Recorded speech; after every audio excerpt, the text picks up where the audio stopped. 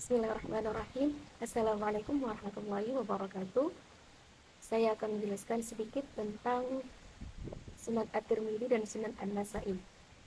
Yang pertama yakni Sunan At-Tirmidzi.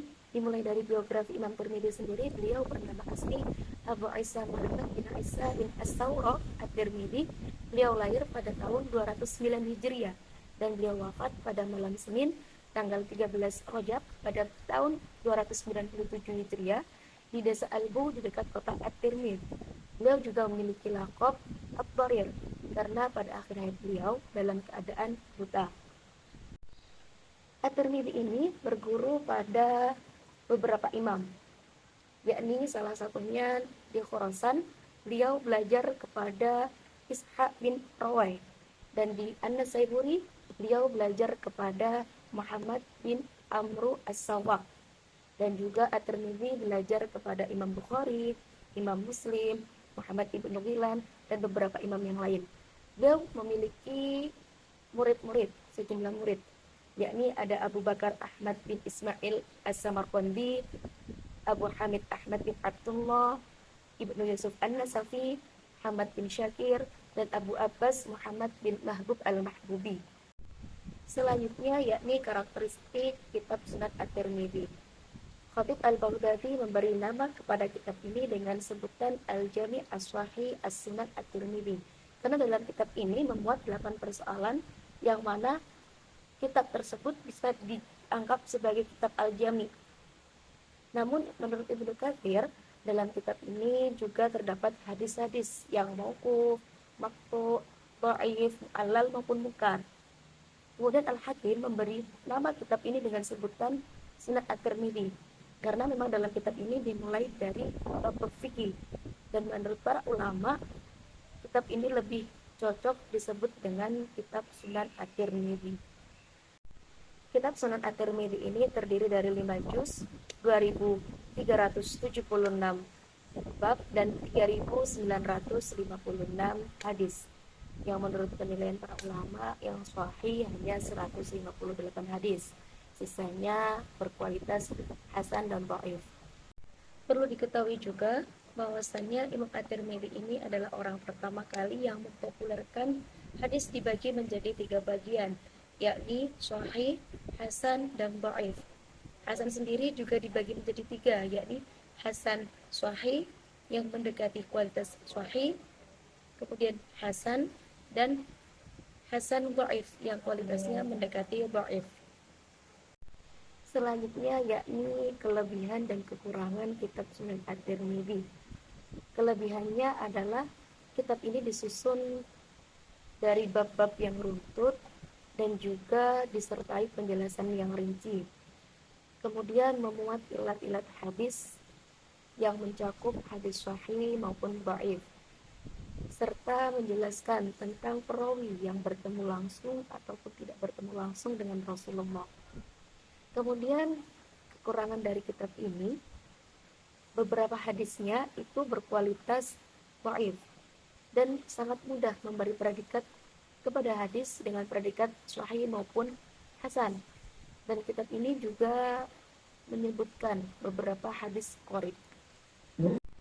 Contoh hadis dhaif dalam kitab Sunan At-Tirmidzi yakni Bismillahirrahmanirrahim. Haddatsana Ahmad bin Musadah, haddatsana Muhammad bin Humran an Abi Sa'id wa Abdullah ibn Busrin qala sami'tu Aba Kabsha al-Anmari yaqulu kanat imam ashabi Rasulillah sallallahu alaihi wasallam mubhan. Qala Abu Isa haditsun munkar wa Abdullah ibn Busrin basri wa dha'ifun.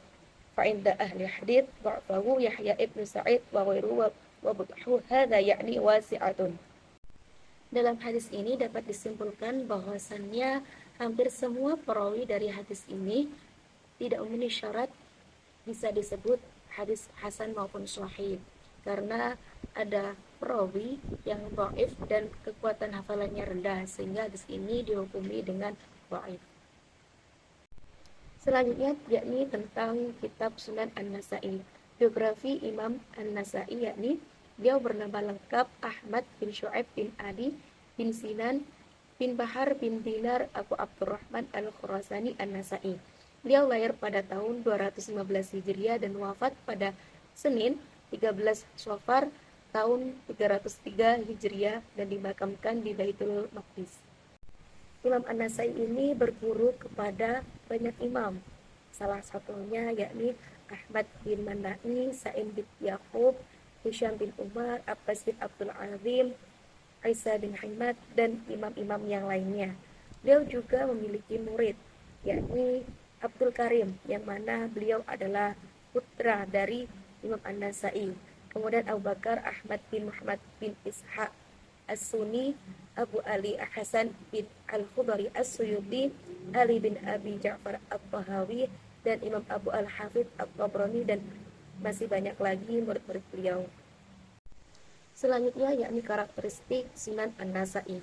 Dalam kitab ini terdapat 5.761 hadis. Nah, Imam An-Nasai menyusun dua kitab, yakni Sunan Kubro dan Sunan Sughro. Dan yang dikenal pada masa sekarang adalah Sunan Sughro, yakni ringkasan dari Sunan Kubro, dan memiliki sebutan kitab Al-Mujtaba. Selanjutnya yakni karakteristik Sunan An-Nasai. Dalam kitab ini terdapat 5.761 hadis. Nah, Imam An-Nasai menyusun dua kitab, yakni Sunan Kubro dan Sunan Sughro. Dan yang dikenal pada masa sekarang adalah Sunan Sughro, yakni ringkasan dari Sunan Kubro, dan memiliki sebutan kitab Al-Mujtaba. Selanjutnya yakni kelebihan dan kekurangan Sunan An-Nasai. Yang pertama, kelebihannya. Dalam kitab ini jumlah hadis dhaifnya sangat jarang sekali, sangat sedikit sekali. Namun beliau tetap memberikan penjelasan terkait hadis dhaif yang dicantumkan beliau dalam karyanya. Kemudian beliau hanya meriwayatkan hadis-hadis yang diriwayatkan oleh perawi yang benar-benar thiqah, adil, jujur, dan memenuhi syarat lainnya. Bahkan beliau tidak meriwayatkan hadis yang diriwayatkan oleh perawi besar yang dulunya guru besar namun memiliki banyak kesalahan. Selanjutnya yakni kekurangan. Kekurangannya terdapat pada bab qismul fai atau harta rampasan perang terletak jauh dari bab jihad. Kemudian terdapat banyak pengulangan tentang hadis niat sampai 16 kali pengulangan. Selanjutnya yakni kualitas Sunan An-Nasai. Menurut para ahli hadis, kitab Al-Mujtaba atau Sunan Sughro ini adalah kitab hadis yang paling sedikit hadis dhaifnya setelah Sahihaini, yakni karangan Bukhari dan Muslim.